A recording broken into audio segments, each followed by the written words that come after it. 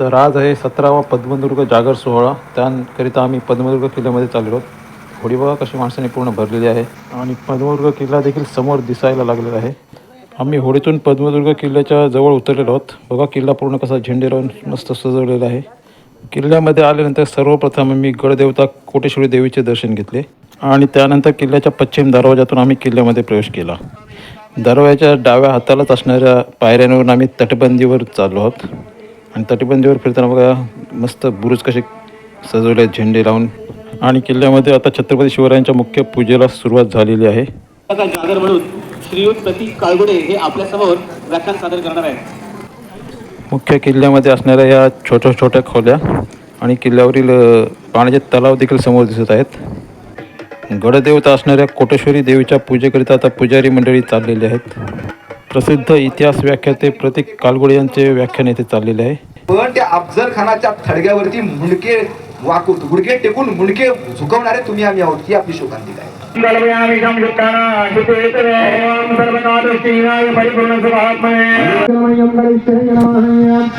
किल्ल्याच्या पूर्व दरवाजाच्या वरच्या बाजूला असणाऱ्या बुरुजाच्या सर्वोच्च टोकावरून दिसणारा किल्ल्याचा परिसर पहा.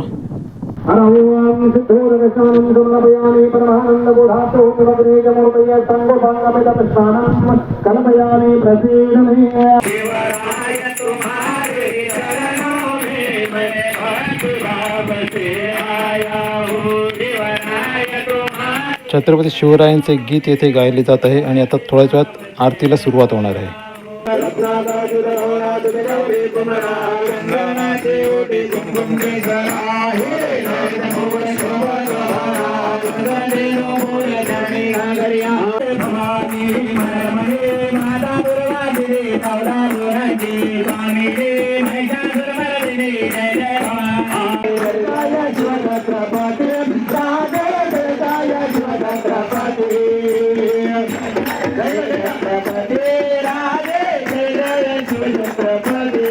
तर अशा प्रकारे आरती संपन्न झालेली आहे आणि आता थोड्याच वेळात छत्रपती शिवरायांची पालखी या ठिकाणी निघणार आहे.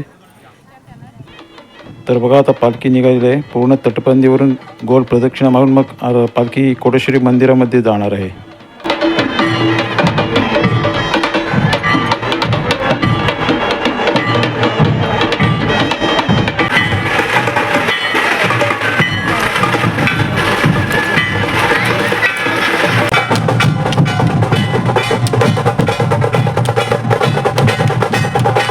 मर्दानी खेळांना या ठिकाणी सुरुवात झालेली आहे आणि एका बाजूला ढोलताशा पथकाचे वादन देखील सुरू झाले आहे आणि या ढोलताशा पथकासमोर बघा पार देखील ढोल वाजवत आहे.